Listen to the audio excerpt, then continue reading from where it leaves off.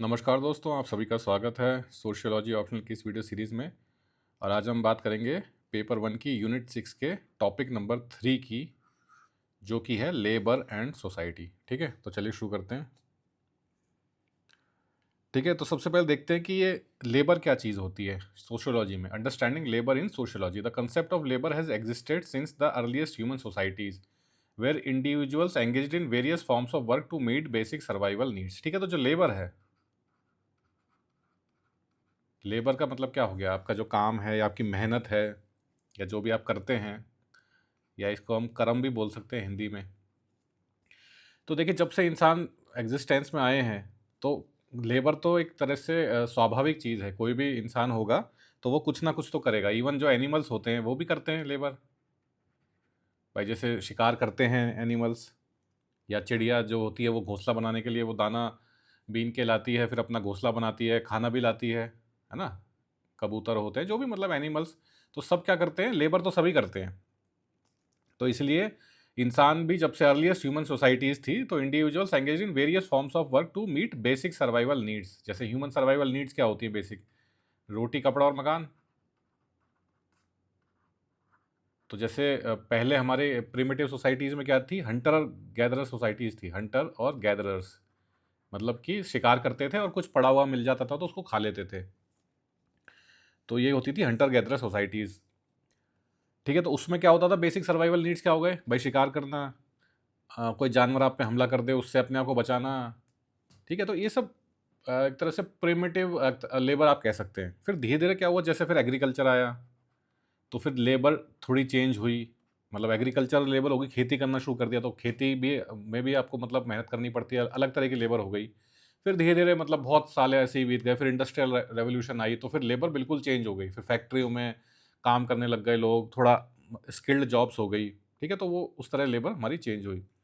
In traditional societies, work was predominantly subsistence based and closely tied to social institutions such as kinship, caste and community obligations. ठीक है, तो subsistence based मतलब जिंदगी की ज़रूरतों को पूरा करने का, इसका सिंपल सा मतलब यही है। तो work was predominantly subsistence based, मतलब उतना काम जिससे कि हमारी ज़िंदगी की जो ज़रूरतें हैं वो सारी पूरी हो जाए, बेसिक ज़रूरत है। ये नहीं कि आईफोन चाहिए।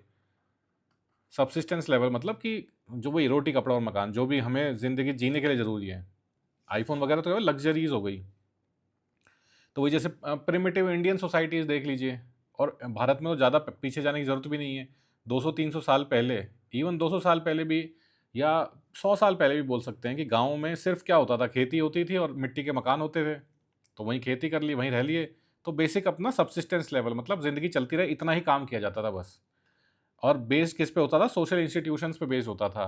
किनशिप हो गई, कास्ट हो गई, कम्युनिटी हो गई। जैसे जजमानी सिस्टम था, तो उतना ही मतलब हर जो आदमी है अपनी कास्ट के अकॉर्डिंग इंडिया में काम करता था।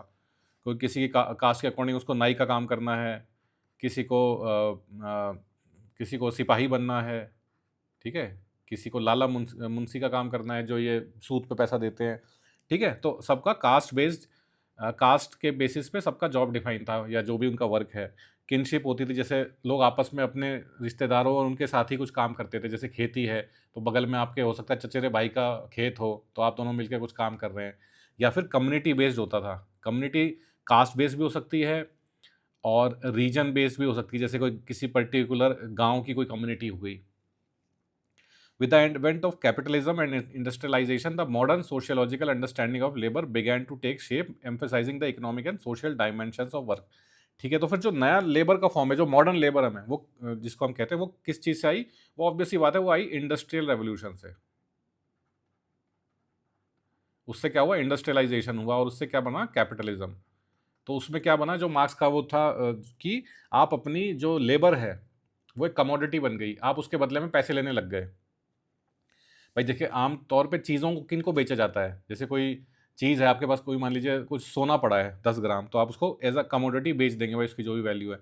तो with advent of industrial revolution and capitalism क्या हुआ?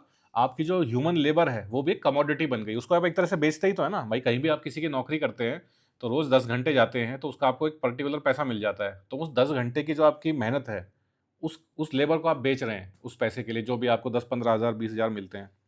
तो ये क्या है? मॉडर्न फॉर्म ऑफ लेबर है, और ये किससे शुरू हुआ था? कैपिटलिज्म और इंडस्ट्रियलाइजेशन से।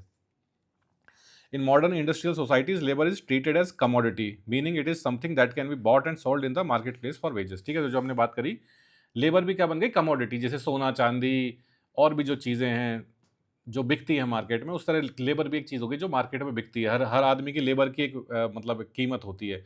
जैसे कोई मजदूर है जो घर बनाते हैं, तो वो आप लेबर चौक पे जाइए, आपको वो 500 रुपये पर डे में मिल जाएंगे। ठीक है, उसी तरह कोई सॉफ्टवेयर इंजीनियर हो, मान लीजिए वो 1.5 लाख महीना कमाता है, तो उसकी पर डे की कितनी हो गई, 5,000 हो गई। तो हर आदमी की लेबर की एक वैल्यू होती है और वो कमोडिटी की तरह मार्केट में बिकती है। भाई आप मतलब जैसे कोई मेड है आपके यहाँ बर्तन मांजने आती है या घर का साफ सफाई करने आती है, तो उसको मान लीजिए आधा घंटा लगता है ये काम करने में, तो उसके आधे घंटे की एक तरह से आपने लेबर की कीमत लगा दी 2,000 रुपये पर मंथ। तो लेबर क्या बन गई, with advent of capitalism and industrialisation, labour क्या बन गई, commodity that can be bought and sold in market place just like other commodities. एक sociological distinction exists between a worker and a laborer. A worker may possess choice, autonomy, and skill in their work, whereas a laborer often works under compulsion due to poverty, marginalization और social inequality। ठीक है, तो दो terms हैं, जैसे एक worker हो गया, एक हो गया लेबरर। तो इन दोनों में थोड़ा सा फर्क बताने, जो हिंदी में भी आप देख सकते हैं। लेबर क्या हो गया, मजदूर आदमी, मजदूर जिसे हम कहते हैं शुद्ध हिंदी में। मजदूर वही जो घरों में काम करते हैं, जब ये घर बन रहे होते हैं आपके कंस्ट्रक्शन साइट्स पे, मजदूरी जो करते हैं। और घरों में जैसे जो साफ़ सफाई का मेड काम करती हैं, बिल्कुल जो सबसे लोवेस्ट मतलब जो जॉब्स हैं, इवन कोई रिक्शा भी चला रहा है तो वो भी एक मजदूर की ही कैटेगरी में आएगा। क्योंकि क्या होता है, वर्कर्स जो होते हैं, वर्कर्स क्या होते हैं, वो स्किल्ड इन देयर वर्क होते हैं। उनके पास कोई ना कोई स्किल होती है। ठीक है, ऐसे ही नहीं वो कुछ भी काम कर लिया, भाई आज कुछ नहीं मिला तो चलो ये किसी ढाबे पे वो बन गए, कल कुछ नहीं मिला तो अपना ये किसी कंस्ट्रक्शन साइट पे रोड़ी पत्थर उठा लिया। ठीक है, कभी कुछ हुआ तो फिर कोई रिक्शा चला लिया। तो कोई पर्टिकुलर स्किल नहीं है, जो मिल गया वो काम कर लिया। वर्कर क्या होता है, उसके पास एक स्किल होता है। जैसे कोई मान लीजिए कोई आईटी कंपनी में काम करता है, तो उसके पास वो अपना जो होता है आईटी में, क्या कोडिंग वगैरह होती है, कोडिंग लैंग्वेजेस होती हैं, C++ वगैरह, इनका उसके पास स्किल है। तो उस स्किल के बेसिस पे उसको काम मिलता है, और वो काम थोड़ा मतलब थोड़ा तरीके वाला होता है। ऐसा नहीं होता कि ये बस रोड़ी पत्थर उठाने वाला। ऑटोनोमी होती है कि वो लोग चूज़ कर सकते हैं कि मुझे इस कंपनी में काम करना है, इसमें नहीं करना है, मुझे इतनी सैलरी पे काम करना है, या मुझे यूएस जाके काम करना है, इंडिया में रह के। ऑटोनॉमी होती है आदमी के अंदर। वर्कर्स जो होते हैं बेसिकली, लेबरर वो क्या होता है, लेबर मजबूरी में काम करता है, गरीबी में काम करता है, गरीबी मिटाने के लिए काम करता है। तो ये जो दो टर्म्स है सोशियोलॉजी में, इनमें थोड़ा सा डिफरेंस है, worker and labourer. Types and classifications of labour, labour is not a uniform और मोनोलिथिक कैटेगरी। ठीक है, मोनोलिथिक मतलब जिसमें सारे एक जैसे हों, ऑल लेबर्स आर सेम, उस तरह की आप बात करें तो इसलिए लेबर सारे एक थोड़ी होते हैं, कोई कुछ कर रहा है, कोई कुछ कर रहा है, सब अलग अलग होते हैं। ठीक है, तो लेबर इज नॉट यूनिफॉर्म और not a monolith. It exist in multiple forms shaped by various factors such as occupation, gender, age and formal और इनफॉर्मल नेचर ऑफ एम्प्लॉयमेंट। ठीक है, तो बहुत जैसे भी हमने अभी बात की थी वर्कर और लेबरर की, वर्कर एंड लेबरर, तो ये दो ही अलग अलग हो गए। तो इसीलिए क्या कह रहे हैं कि जो लेबर होती है वो मोनोलिथ नहीं होती। लेबरर भी तो बहुत तरह के हो सकते हैं ना, कोई मेड है, कोई किसी कंस्ट्रक्शन साइट पे मजदूर है, कोई रिक्शा चला रहा है, कोई किसी ढाबे पे वेटर है। ठीक है, कोई सिक्योरिटी गार्ड है, वो भी लेबर ही मानेंगे, क्योंकि कोई ज़्यादा गरीब ही मतलब वो गरीबी मिटाने के लिए जो काम किए जाते हैं वही लेबर में आते हैं ज़्यादातर। ठीक है, classification based on sector, industrial labour refers to workers engaged in factory based mining और construction activities typically located in urban और semi urban industrial Jones.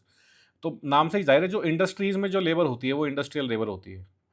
Industries में भाई कारखानों में जो होता है ना, पुरानी पिक्चरों में जैसे मिल के मजदूर होते थे, जैसे वो दीवार मूवी आपने देखी हो, तो उसमें जो अमिताभ बच्चन का जो फादर होता है वो एक यूनियन लीडर होता है, किसमें, एक मिल में। तो बेसिकली कारखानों में जो भी इंडस्ट्रीज में जो भी लोग काम करते हैं वो इंडस्ट्रियल लेबर हो गई। अर्बन सेटिंग्स में हो सकता है, सेमी अर्बन में हो सकता है, माइनिंग हो गई, कंस्ट्रक्शन एक्टिविटीज़ हो गई, ये सब जो भी इस तरह की चीज़ें होती है, ये क्या हो गई, इंडस्ट्रियल लेबर। मेनली तो ये क्या है, urban and semi urban areas में होती है। दूसरी चीज़ होती है रूरल लेबर, तो नाम से ज़्यादा रूरल मतलब गाँव के जो इलाके, ग्रामीण इलाके। इंक्लूड्स एग्रीकल्चर वर्कर्स, भाई खेती करनी, कोई जमींदार है, जमींदार ने आपको रख लिया, भाई मेरी इतनी बड़ी ज़मीन है, आप यहाँ पे आगे ये करिए जो भी करना है, और मैं आपको डेली के 200 रुपये दे दूंगा। तो वो एग्रीकल्चर लेबर हो गई। शेयर क्रॉपर्स, ये भी वही मतलब ये एग्रीकल्चर बेस्ड ही होते हैं। मतलब इनको क्या होता है, वो ज़मीन दे दी जाती है, भाई इतना आप कर लेना, फिर वो कुछ फसल उगा के आपको दे देते हैं, कुछ रख लेते हैं, उस तरह का सिस्टम होता है। बेसिकली वही एग्रीकल्चर बेस्ड लेबर ही होती है। सीज़नल फार्म हैंड्स होते हैं कि जैसे मतलब मान लीजिए कटाई का सीज़न आ गया खेती में, तो कटाई के लिए ज़्यादा लोगों की ज़रूरत है, तो महीने भर के लिए कुछ लोग हायर कर लिए, फिर बाद में उनको हटा दिया। ठीक है? Who primarily work in village based agrarian economies, ठीक है? तो वही गाँव ग्रामीण इलाकों में खेती की जो इकोनॉमीज़ होती हैं, खेती संबंधित कार्यों में जो लेबर यूज़ होती है, वो ये हो गई रूरल लेबर। ठीक है? उसके बाद जॉब कंडीशन के बेसिस पे formal labour and informal labour. इससे पहले हमने देखा भी था पिछले वीडियो में, फॉर्मल सेक्टर और इनफॉर्मल सेक्टर तो लगभग उसी से मिलती-जुलती कुछ चीज़ है। Formal labor involves employment arrangements that offer legal protections, written contracts, fixed wages, and access to social security benefits such as health insurance and pensions. मान लीजिए कोई ये अपनी कौन सी मोटरसाइकिल आती है, होंडा की आती है ना, ये हीरो हीरो की आती है, हीरो स्प्लेंडर और ये सब। तो इनका प्लांट कहाँ है? मानेसर में है, दिल्ली में, किसी ने देखा हो तो वहाँ पे अगर आप उसमें उनमें लग गए ऐसी किसी कंपनी में एज आप लेबर या वर्कर, फैक्ट्री वर्कर, तो वो क्या होगा? फॉर्मल जॉब होगा, क्योंकि इतनी बड़ी कंपनी है हीरो की, तो वो क्या करेंगे? आपको एक कॉन्ट्रैक्ट दिया जाएगा, भाई आप ये वाला काम करेंगे, तो एक कॉन्ट्रैक्ट साइन होगा, आपकी एक फिक्स्ड सैलरी होगी, थोड़ी बहुत छुट्टियाँ भी मिल सकती हैं आपको, सोशल सिक्योरिटी मिल सकती है, मान लीजिए कुछ हेल्थ इंश्योरेंस वगैरह दे दें आपको, पीएफ वीएफ तो पता नहीं होता है कि नहीं होता इतने छोटे उसमें, लेकिन हो सकता है। मतलब सॉर्ट ऑफ जैसे एक प्रॉपर जॉब होती है ना, जैसे कोई आप किसी आईटी कंपनी में काम करते हैं या कोई गवर्नमेंट जॉब काम कर रहे हैं, तो लगभग उस तरह की हो जाती है। लेकिन इसमें शर्त यही होती है, किसी बड़ी कंपनी में जाना पड़ता है आपको, छोटी मोटी में नहीं होता ये सब। ठीक है? तो इसे क्या बोलेंगे हम? Formal labour. इनफॉर्मल लेबर क्या होती है? जहाँ पे कुछ नहीं होता। Compromise job that lack formal contracts, legal safeguards और social security and often characterized by irregular wages, poor working conditions and high level of exploitation. अब ये लेबर किसी भी तरह की हो सकती है। मान लीजिए कोई कोई मसालों की फैक्ट्री है, ठीक है? अब वो मसालों की फैक्ट्री क्या होती है? कोई किसी ने ले रखा है एक वेयर हाउस, उसमें मशीनें लगा रखी हैं 4-5 बड़ी-बड़ी, उनमें वो मसाले पीस के पैकेजिंग की व्यवस्था है, मसाले पीसे, उनको पैकेट्स में पैकेज किया और माल ट्रक में चला गया। तो इसमें मतलब ज़्यादा नहीं, 30-40 मज़दूरों की ज़रूरत है उनको, छोटी-सी कंपनी है। तो ये क्या होगा? इनफॉर्मल लेबर होगी। यहाँ पे किसी भी इन 30-40 मज़दूरों को कोई कॉन्ट्रैक्ट नहीं साइन करवाया जाएगा, कोई मतलब किसी तरह की कोई लिखा-पढ़ी नहीं होगी। सब बातें वर्बल होंगी, मुँह ज़बानी की, भई ठीक है, कोई लेबर नहीं आए, भई 30-40 चाहिए ना, तो कोई लेबर चली गई तो नहीं चाहिए भाई एक। तो किसी को बोला भाई जान के, भाई उन्हीं को बोल दिया जो 30 काम कर रहे हैं, तुम्हारा कोई भाई-बंध हो, गाँव-वाँव से कोई आ रहा हो तो बता देना उसको, एक और खाली है जगह। वो आया मिलने, उसको बोला भाई 15,000 रुपए महीना देंगे, सुबह 9 बजे आना है, रात को 9 बजे तक काम करना है और बस बात खत्म। कोई छुट्टी-वुट्टी कुछ नहीं।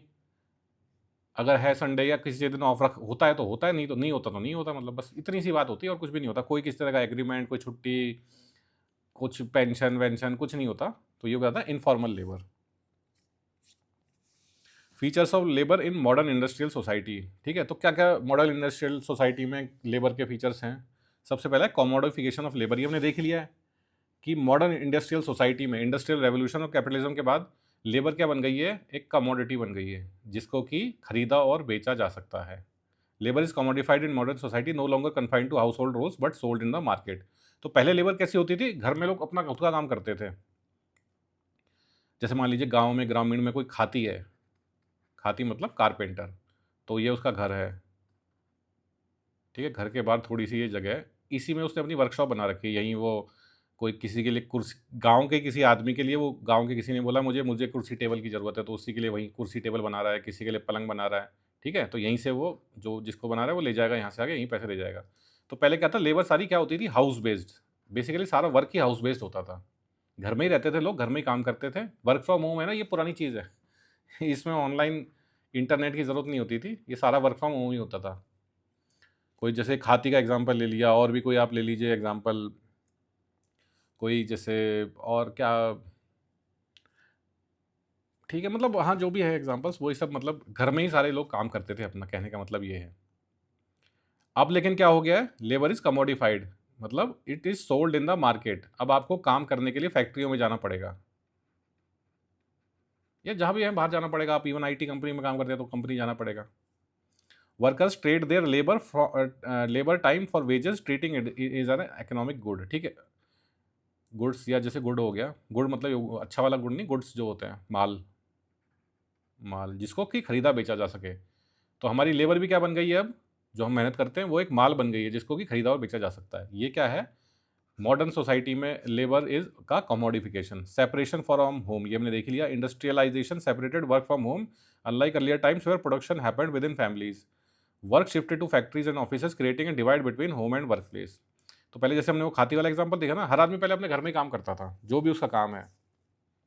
कोई मान लीजिए सुनार है, सुनार मतलब ये जो इसका काम करते हैं, ज्वेलरी वगैरह का, तो वो अपने घर में ही मतलब सब करते थे। कोई ऐसे अलग से शॉप जैसी कोई चीज़ नहीं होती थी।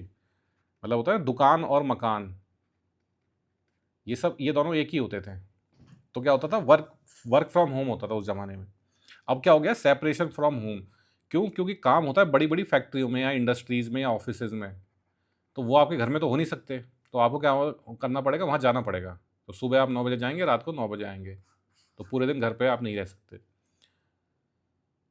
डिवीजन ऑफ लेबर, ये तो डरकाइम ने बताया ही हमें। Labour is highly specialised and fragmented with workers performing narrow and repeated task. ठीक है, तो जैसे हमने वो खाती वाला एग्जांपल लिया, तो अब किसी ने ऑर्डर दिया था, भाई मुझे एक टेबल और एक चेयर चाहिए, बना बना के दे देना। तो वो सारा काम खुद करेगा, लकड़ी भी खुद ही काट के लाएगा, उनको जो भी करना होता है बनाने के लिए, काटना पीटना, फिर कीले ठोकना उसमें, फिर उसको शायद पेंट भी करना पड़ेगा, जो भी करना पड़ेगा वो सारे काम खुद करेगा।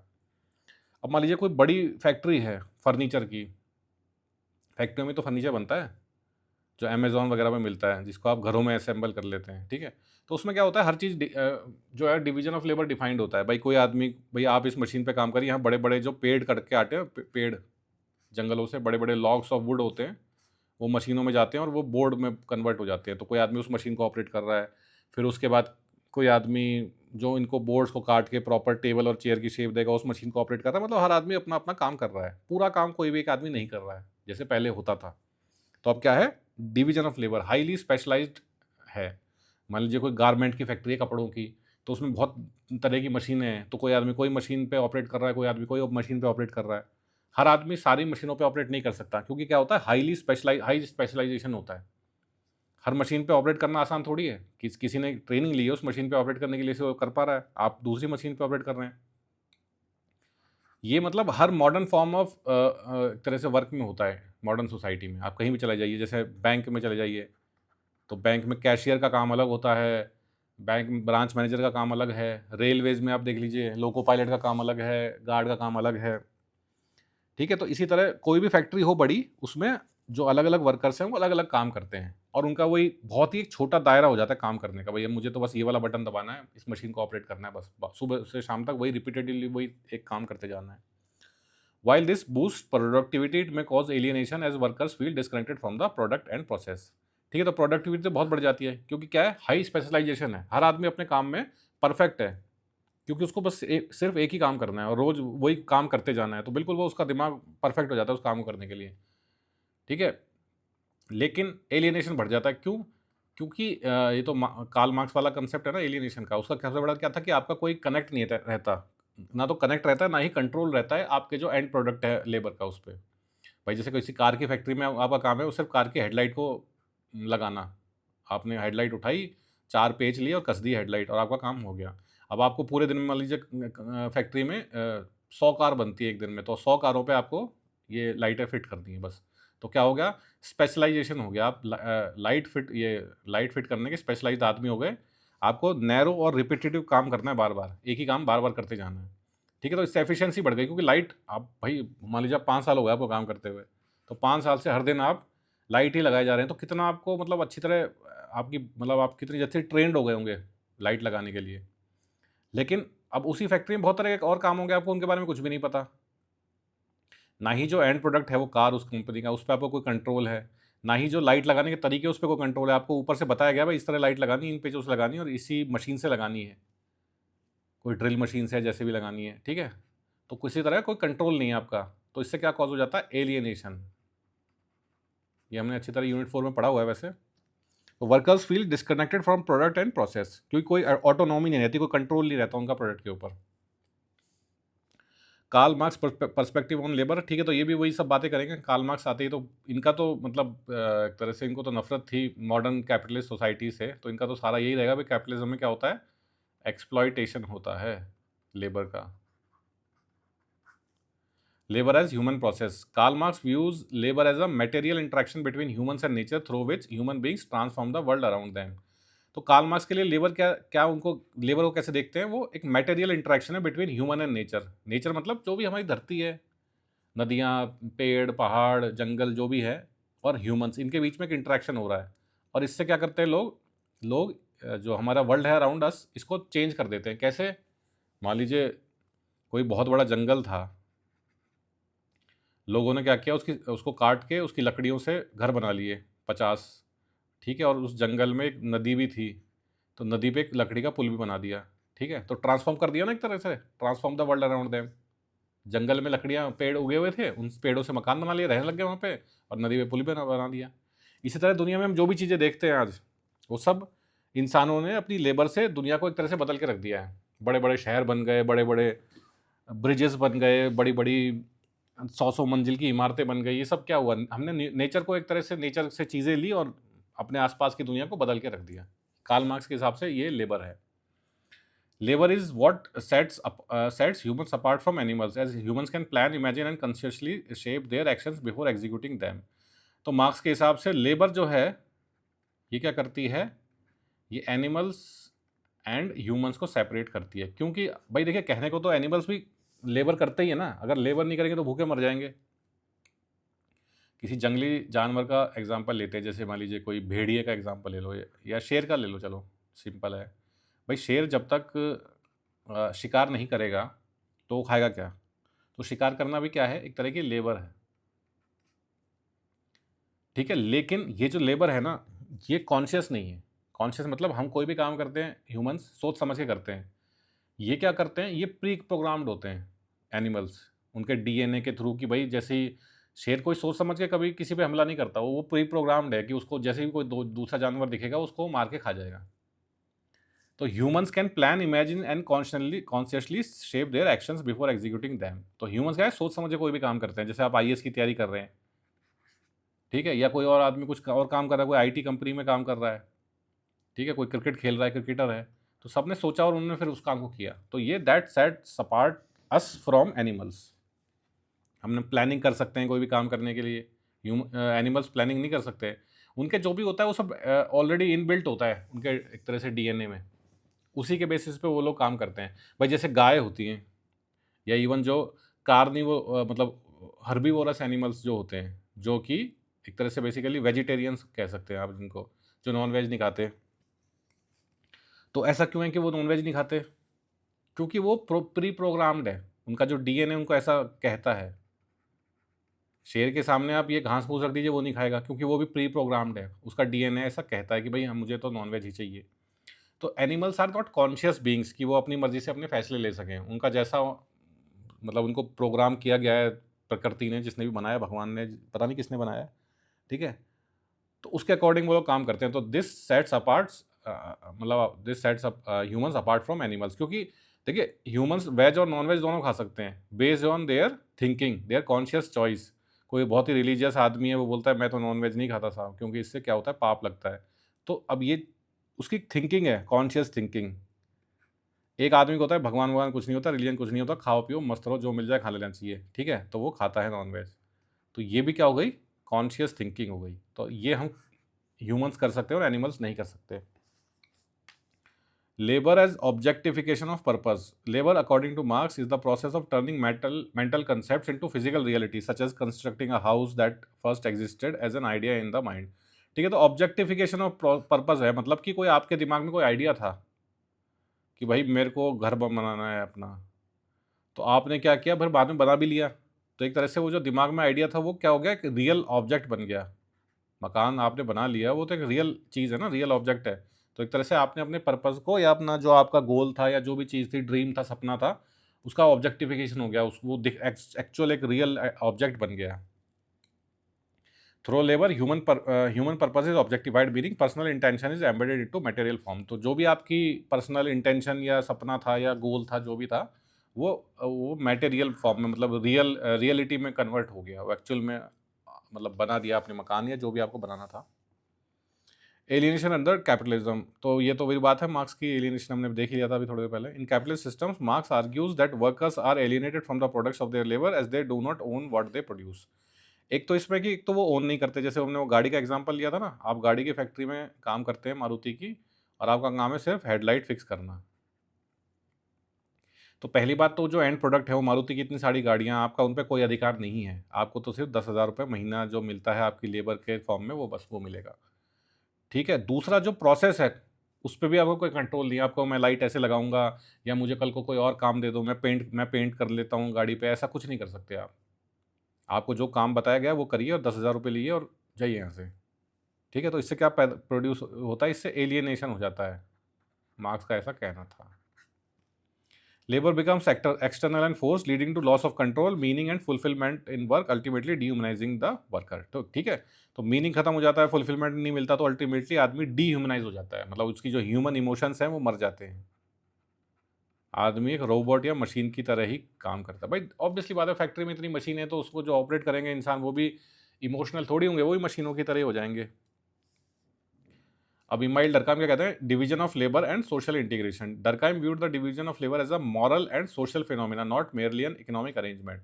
तो इनके हिसाब से जो मॉडर्न सोसाइटी या कैपिटलिस्ट सोसाइटी में जो डिवीजन ऑफ लेबर होता है, इससे इससे क्या होता है, हाई फॉर्म ऑफ स्पेशलाइजेशन भी आता है। इन्होंने कहा है कि ये कोई सिर्फ इकोनॉमिक अरेंजमेंट नहीं है कि जिससे कि प्रॉफिट बन जाए। इकोनॉमिक अरेंजमेंट किस लिए बनते हैं, प्रॉफिट बनाने के लिए, पैसा कमाने के लिए। ठीक है, तो उन्होंने कहा कि सिर्फ इकोनॉमिक चीज़ नहीं है, ये एक सोशल फिनोमिना है, मतलब सोसाइटी को इसकी ज़रूरत है, और एक मॉरल फिनोमिना भी है। कैसे? In modern complex societies division of labour creates interdependence among individuals as each person performs a specialised role and relies on others to fulfil different functions.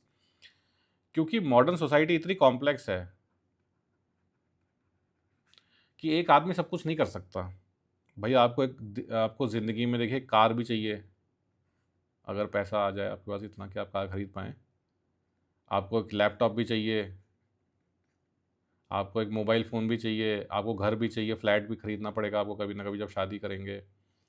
आपको मेडिकल फैसिलिटीज़ चाहिए, आपको बच्चों के लिए कितनी सारी ज़रूरतें हैं आपकी। क्या एक अकेले आप कोई मतलब आप खुद या इवन कोई सिंगल आदमी या सिंगल एंटिटी या सिंगल कंपनी ये सब ज़रूरतें पूरी कर सकती है? नहीं कर सकती। हर काम के लिए हमें किसी न किसी अलग इंसान पे डिपेंड होना पड़ता है। तो इससे क्या आती है समाज में, इंटरडिपेंडेंस। सबको पता है कि हम अकेले एग्ज़िस्ट नहीं कर सकते। अगर हम अकेले रह जाएँगे तो मर जाएँगे। इसलिए क्या आती है इससे समाज में, इंटरडिपेंडेंस। तो इसलिए डिवीज़न ऑफ लेबर क्या करता है समाज में, इंटरडिपेंडेंस बढ़ाता है। इंटरडिपेंडेंस से क्या होता है, जब सबको लगता है कि यार हम एक दूसरे पे डिपेंडेंट हैं, तो समाज में बढ़ती है सॉलिडैरिटी। सॉलिडैरिटी मतलब जुटता। सब एकजुट हो जाता है, भाईचारा। क्योंकि सबको पता है यार, सबको एक दूसरे की ज़रूरत है सर्वाइवल के लिए।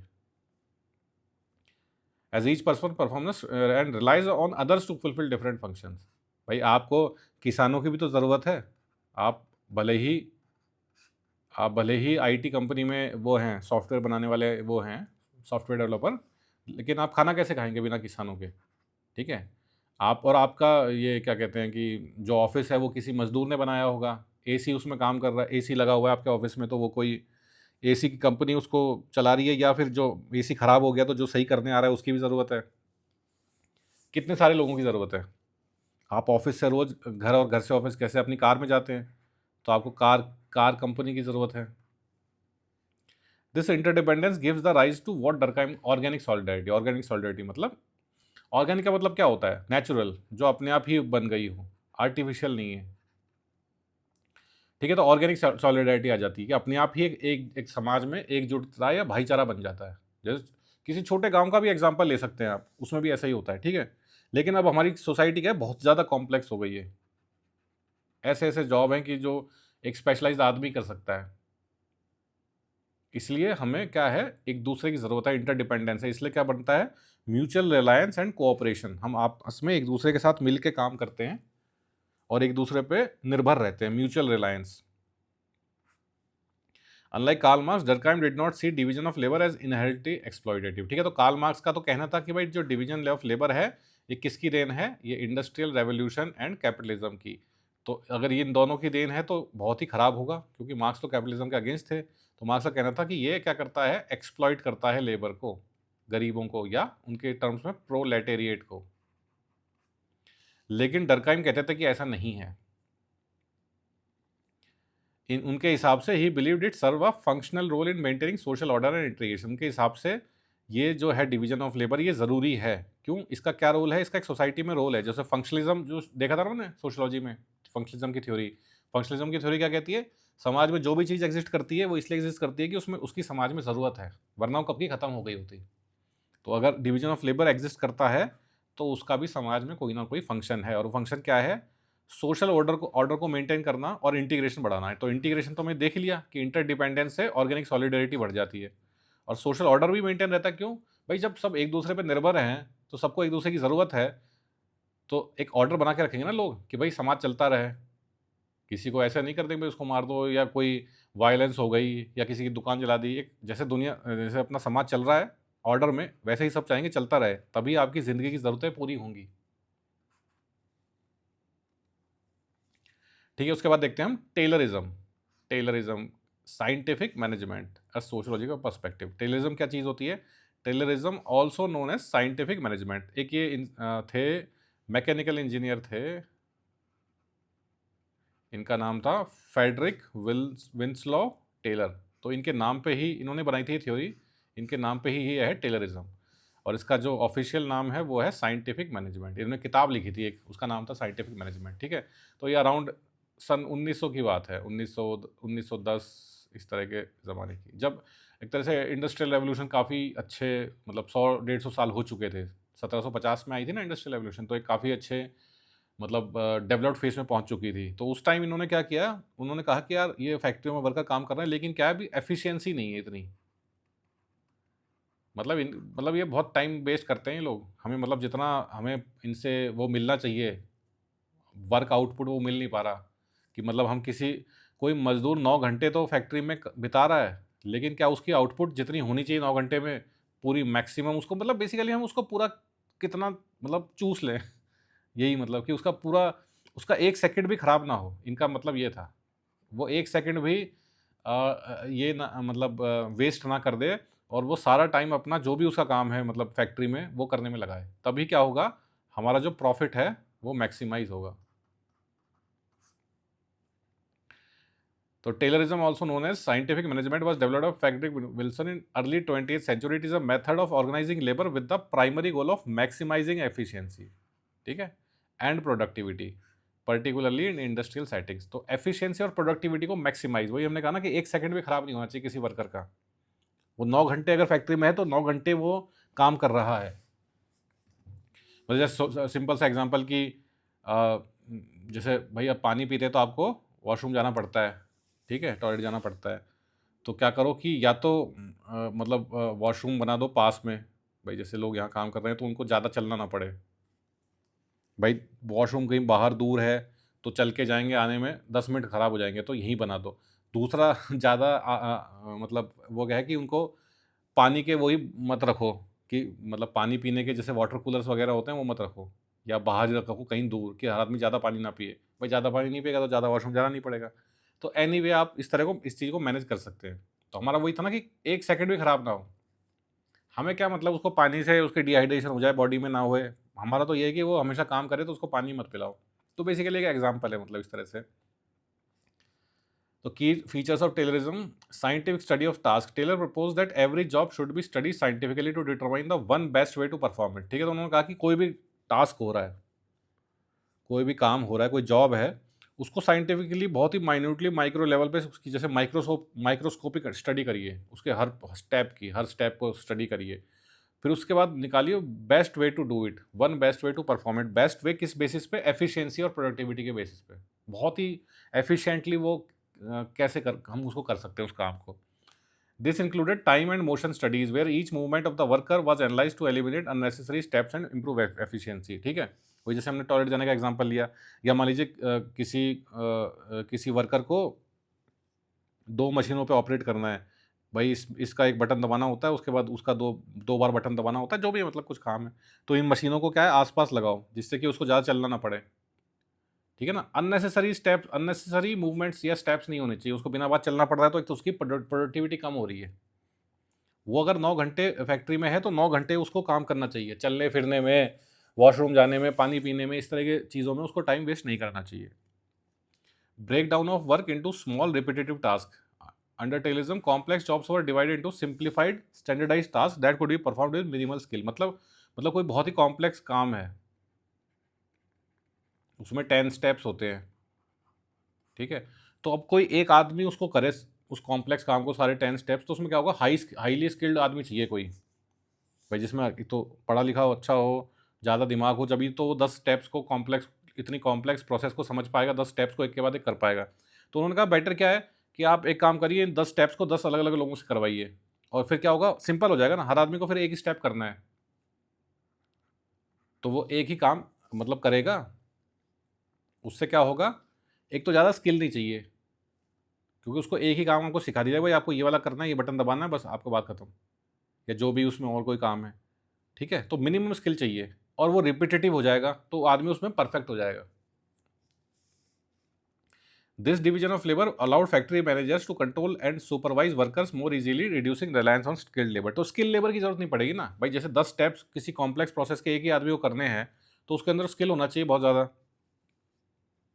भाई जैसे कोई कपड़ा बनाने में कोई मशीन, मतलब मशीन को ऑपरेट करना है, और उस मशीन के बाद उस कपड़े को उसमें डालना होता है, उसके बाद उसको किसी और में डालना होता है, मतलब 3-4 स्टेप्स हैं, और हर मशीन में पता नहीं 2-3 बटन दबाने होते हैं, मतलब बहुत ही कॉम्प्लेक्स काम है।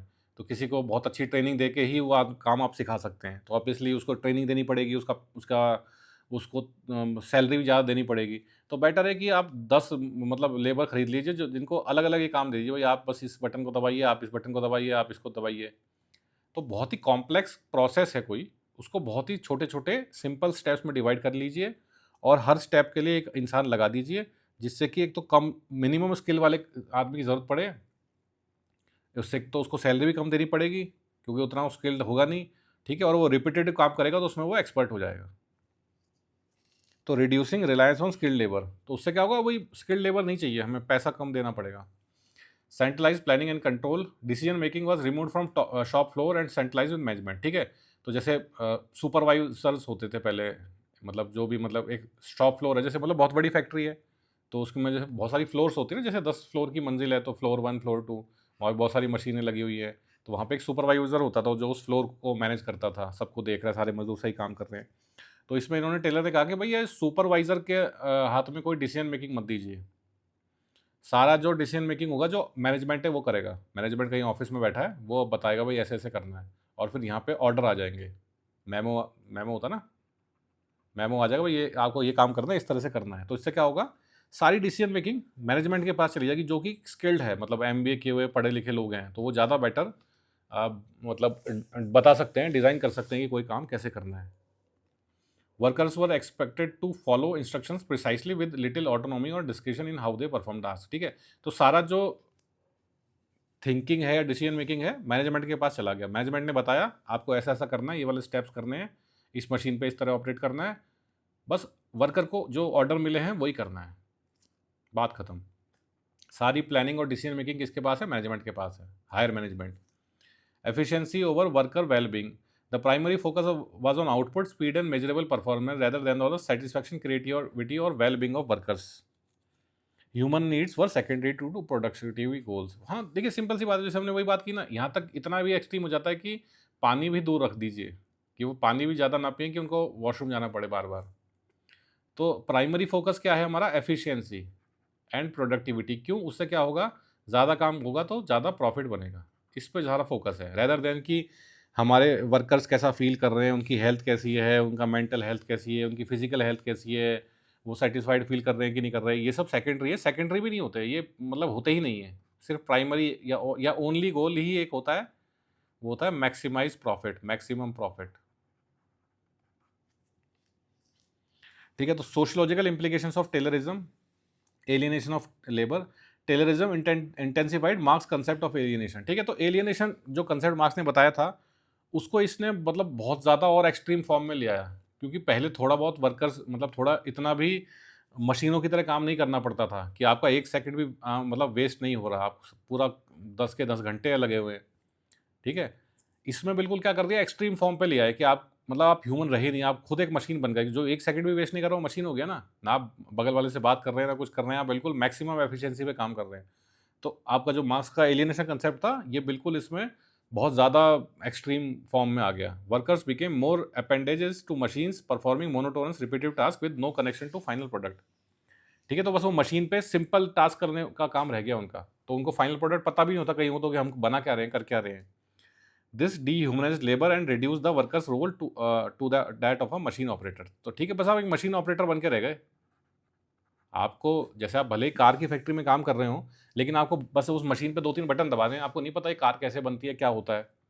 इसी तरह आप टेक्सटाइल फैक्ट्री में काम कर रहे हैं, आपको नहीं पता कपड़ा कैसे बनता है, भाई मेरा तो काम इस मशीन को बार-बार चलाना है। ठीक है, तो जो एलियनेशन था वो बहुत ही एक्सट्रीम फॉर्म में आ जाता है इस टेलरिज्म में। लॉस ऑफ वर्कर ऑटोनॉमी, तो ऑटोनॉमी तो बिल्कुल रहेगी नहीं ना, जैसे हमने देखा था सारा जो डिसीजन मेकिंग इसके पास आ गया, हायर मैनेजमेंट के पास। Skilled workers who once exercise judgement in their craft loss control over their labour. तो पहले क्या होते थे, स्किल्ड वर्कर्स होते थे, तो जजमेंट इन देयर क्राफ्ट, तो वो खुद अपने दिमाग से सोच समझ के करते थे कि यार मैं ऐसा कर लेता हूँ या वैसा कर लेता हूँ। अब क्या हो गया, अनस्किल्ड लेबर या मतलब बहुत ही मिनिमम स्किल वाले लेबर से क्या हो गया, काम करवाया जाएगा, क्योंकि बहुत ही सिंपल टास्क में हमने, जैसे हमने बोला ना कि कॉम्प्लेक्स चीज़ है उसको बहुत ही सिंपल टास्क में डिवाइड कर दो, तो बहुत ही सिंपल काम करवाना है, और सारा मैनेजमेंट, हायर मैनेजमेंट ने बता रखा है भाई ऐसे ऐसे करना है, तो जो लेबर है उसको अपना दिमाग ज़रा भी नहीं लगाना, तो इसलिए हमें स्किल्ड लेबर की भी ज़रूरत नहीं है। Taylorism created a sharp divide between mental and manual labour with thinking result for management and execution left for to workers. ठीक है, तो हमने जैसे देखा कि मैनेजमेंट बताएगा आपको सारा कि कैसे काम करना है, क्या करना है। आपका काम है जो आपको बता दिया गया है, 2-3 जैसे प्रोसेस बता दिया, भाई आपको ये बटन दबाना है, ये करना है, इस मशीन को ऑपरेट करना है, बस बात खत्म। वो है ना, आप आपके लिए थिंकिंग नहीं है लेबर के लिए, थिंकिंग किसके लिए, मैनेजमेंट के लिए। आपका है एग्जीक्यूशन, आप बस काम करिए जो जो आप, जैसे फौज में होता है ना, आर्मी में, कि भाई आपको जो ऊपर वाले लोग जो ऑर्डर दें वही आपको करना है बिना दिमाग लगाए।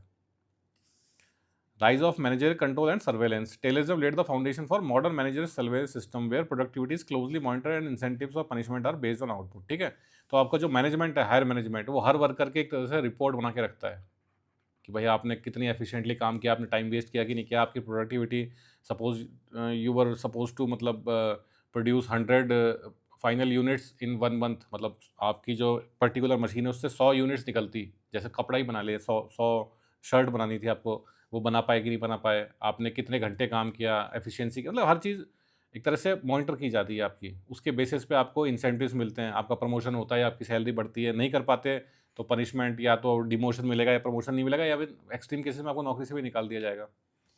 This has been criticise for fostering a culture of stress and compliance rather than creativity and engagement. ठीक है, तो इससे वही स्ट्रेस बढ़ेगा लोगों में कि भाई हर चीज़ को इतना हाईली मैनेज मतलब मेजर किया जा रहा है, फिर आपको उतना वो भी मतलब इंसेंटिव भी उसी के बेसिस पे मिल रहा है, तो लोग बहुत ही ज़्यादा स्ट्रेस में आ जाएंगे, तो क्रिएटिविटी और एंगेजमेंट तो बिल्कुल ही खत्म हो जाएगा।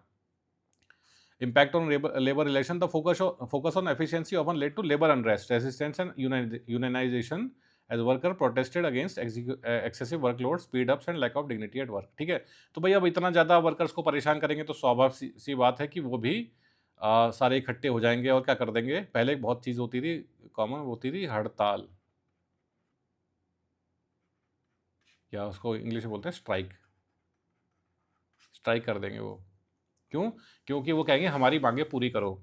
वो जो भी अपनी मतलब उनकी पहले यूनियन भी होती थी, क्योंकि जो लेबर्स होते थे एक्चुअली वो थोड़ा बहुत परमानेंट टाइप होते थे, तो वो लेबर यूनियंस बनाने की उनको आज़ादी थी, तो यूनियन लीडर वगैरह होते थे, तो वो क्या करते थे, स्ट्राइक कर देते थे, भाई हम तो काम नहीं कर रहे, काम बंद आज से, कि भाई हमारी ये तनख्वाह बढ़ाओ, या पहले की फिल्मों में आपने बहुत देखा होगा। आजकल वो यूनियनबाजी सब खत्म हो गई, क्योंकि आजकल लेबर बहुत ही सस्ती है, और दूसरी कोई कॉन्ट्रैक्ट फॉर्म में नहीं होती, बस वर्बल या बहुत ही मिनिमम कॉन्ट्रैक्ट फॉर्म में होती है, और लेबर इतनी सारी अवेलेबल है कि कंपनियों को भी पता है कि कोई यूनियन यूनियन नहीं बनेगी अब, क्योंकि सब को मतलब थोड़ा सा भी पैसा मिल जाए तो लोग काम करने को तैयार हैं।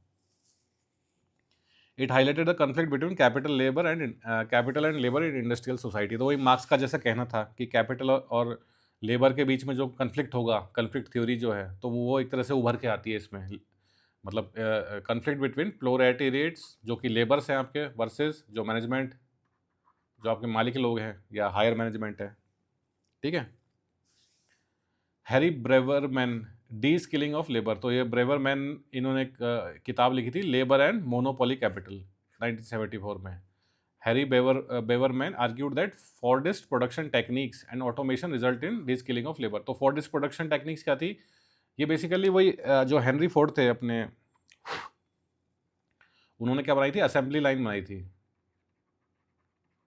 असेंबली लाइन में क्या होता है, जैसे फैक्ट्रीज में क्या होता है, एक लाइन होती है, एक शाफ्ट सा होता है, उस पर क्या ये चलता रहता है। तो मतलब कोई जैसे प्रोडक्ट है, या जैसे कार ही है, कार बनाते हैं ना फोर्ड वाले, तो एक कार है, वो कार का जैसे मतलब चेसी है, तो वो क्या है, इस पर चलती रहेगी। तो हर जगह रुकेगी, जैसे यहाँ पे रुकी तो यहाँ पे एक वर्कर होगा ए, फिर यहाँ पे रुकेगी, यहाँ पे वर्कर बी होगा, यहाँ पे रुकेगी सी होगा, यहाँ पे रुकेगी, यहाँ पे डी होगा। तो ऐसे ऐसे चल मतलब रुकती रुकती चलेगी, पहले यहाँ आई, फिर यहाँ रुकी थोड़ी देर के लिए, फिर यहाँ ही थोड़ी देर के लिए यहाँ रुकी। तो क्या करेगा वर्कर ए, जितनी देर में यहाँ रुकेगी उस पर, अब उसका जो काम है, मान लीजिए उसका काम है टायर लगाना, तो वो टायर लगा देगा। फिर जब यहाँ रुकी, इसका काम है बी का लाइट लगाना, तो ये लाइट लगा देगा। इसका काम है दरवाजे लगाना, सी का दरवाजे लगा दिए इसने। डी का काम है कार में और क्या होता है, सीटें लगाना, सीटें लगा दी इसने, ठीक है। तो ये कर आके, और मेन चीज़ तो रहेगी ना, एक ई होगा, कार में इंजन भी तो लगाना पड़ेगा, घोड़ों से थोड़ी सी मतलब चलेगी। ई ने क्या किया, इंजन लगा दिया, ठीक है। तो ये फाइनली आपकी कार तैयार हो गई।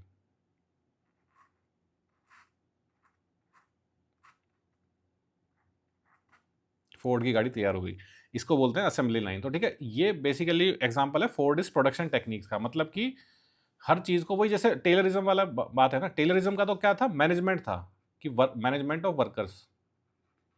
फोर्ड इज टेक्निक्स में क्या होता है, मतलब ज़्यादा इसका ध्यान होता है किस पे, मशीनों पे या प्रोसेसेस पे। जैसे असेंबली लाइन भी एक प्रोसेस है, जिससे कि हम बहुत जल्दी, मतलब एक तरह से एफिशिएंटली काम कर सकते हैं, गाड़ियाँ बना सकते हैं, ठीक है। तो हैरी बेवरमैन ने क्या कहा, argued that Fordist production techniques and automation result in deskilling of labour. Deskilling of labour क्यों होती है भाई? पहले मान लीजिए कोई एक ही आदमी पूरी गाड़ी बनाए, तो उसको गाड़ी के सारे काम आते होंगे, बहुत ही वो स्किल्ड लेबर होगा, मतलब वही जैसे A B C D E के सारे काम एक अकेला आदमी कर रहा है, तो कितना ज़्यादा स्किल्ड लेबर होगा। लेकिन अब जैसे ए का काम क्या था, टायर लगाना, तो इसको कम स्किल हुआ ना, इसका सिर्फ टायर लगाने का स्किल हुआ। बी का सिर्फ लाइट लगाने का स्किल हुआ, सी का सिर्फ दरवाजे लगाने का स्किल हुआ, डी का सिर्फ सीटें लगाने का स्किल हुआ, ई का सिर्फ इंजन लगाने का स्किल हुआ। तो इससे क्या होगा, डी स्किल हो गए, लोगों के स्किल कम हो गए। क्योंकि वही जैसे हमने टेलीविजन में बात की थी, कॉम्प्लेक्स टास्क को हमने क्या किया, सिंपल स्टेप्स में कन्वर्ट कर दिया। तो जैसे कॉम्प्लेक्स टास्क था ना गाड़ी बनाना, इसको हमने 1 2 3 4 5 सिंपल स्टेप्स में कन्वर्ट करके दिया। तो इससे क्या होगा, हमें कम स्किल्ड लेबर की ज़रूरत पड़ेगी, तो उसकी तनख्वाह भी कम होगी, ठीक है। दूसरा फिर क्या है कि ये असेंबली लाइन पे चल रहा है, तो काम भी ज़्यादा तेज़ी से होगा, क्योंकि सबको एक ही काम करना है भाई, ए को सिर्फ टायर लगाने हैं, बी को सिर्फ भी करने हैं। तो इससे क्या होगा अल्टीमेटली, तो देखिए सब ये बिजनेसमैन थे, फोर्ड वगैरह जितने भी लोग हैं, तो अल्टीमेट गोल तो वही है कि प्रॉफिट को मैक्सिमाइज करना। Under such systems, workers lose control over their traditional skills. Complex processes are broken down into simple repetitive tasks that require minimal training. ठीक है, तो हमने देख ही लिया कि इनके जो ट्रेडिशनल स्किल्स हैं वो तो खत्म हो जाते हैं, ज़रूरत ही नहीं है उनकी। Complex process are broken into simple repetitive task. ठीक है, तो ये जैसे गाड़ी बनाना एक कॉम्प्लेक्स प्रोसेस था, इसको बहुत ही हमने सिंपल प्रोसेस में बांट लिया, और सबको सिंपल, भाई ए को बता दिया भाई आप टायर लगाइए, बी को बता दिया आप लाइट लगाइए, सी को बता दिया दरवाज़ा, डी को सीटें, ई को इंजन। सिंपल कॉम्प्लेक्स चीज़ को सिंपल टास्क में डिवाइड करके सबको अपना अपना काम बता दिया रिपीटेटिवली। अब ऐसा नहीं कि इसके बाद जैसे एक फोर्ड में तो क्या था, दिन की बहुत सारी गाड़ियाँ बनती थी, उन्होंने ये असेंबली लाइन बनाई इसलिए थी क्योंकि उनका जो कार थी, शायद मॉडल टी नाम था उसका अमेरिका में, तो उसकी बहुत ज़्यादा डिमांड हो गई थी। तो वेटिंग, जैसे गाड़ियों की वेटिंग होती है, ऐसे वेटिंग चलने लग गई, तो इसलिए उन्होंने ये फिर सिस्टम बनाया था कि यार बहुत जल्दी गाड़ियाँ प्रोड्यूस करनी है। तो यहाँ पे क्या होता है, असेंबली लाइन चलती रहती है, एक गाड़ी के बाद दूसरी गाड़ी आती रहती है यहाँ पे, तो एक के बाद एक गाड़ियाँ बन बन के निकलती रहती हैं।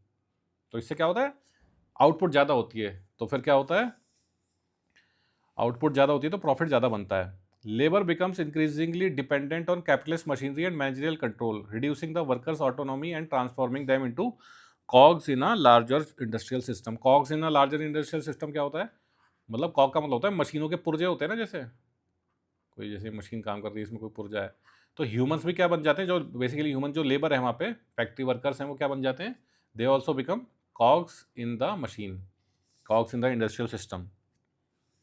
वर्कर की ऑटोनॉमी बिल्कुल खत्म हो जाती है, labour becomes dependent on capital machinery and managerial control. तो ठीक है, मैनेजमेंट जो उनको बताएगा उस तरह काम करना है, और सारा कैपिटलिस्ट मशीनरी के ऊपर काम करना है, बिना मशीनरी के कुछ नहीं हो सकता। Example in Ford automobile factory, worker may spend the entire day tightening the same bolt repeatedly without any understanding और engagement with the car as a complete product. ठीक है, जो हमने बात करी कि हर वर्कर का काम अपना अलग अलग है। कार पूरी तरह किस तरह काम करती है किसी वर्कर को नहीं पता। इसको तो पता है मेरे को ये टायर लेने चार और चार पेज कस के टायर लगा देने हैं। इसको पता है मुझे 2 लाइट लगानी है, इसको पता है 4 दरवाजे लगाने हैं मुझे बस। ठीक है, तो सबका अपना अपना काम फिक्स्ड है। बहुत ही सिंपल कॉम्प्लेक्स प्रोसेस को बिल्कुल सिंपल उसमें हमने डिवाइड कर दिया। उसके बाद आता है इमोशनल लेबर। आर्ली हॉसचाइल्ड का ये कंसेप्ट था। In her influential book The Managed Heart in 1983, Arlie Hochschild studied flight attendants working for Delta Airlines to explore the concept of emotional labour. ठीक है, तो इमोशनल लेबर क्या हुई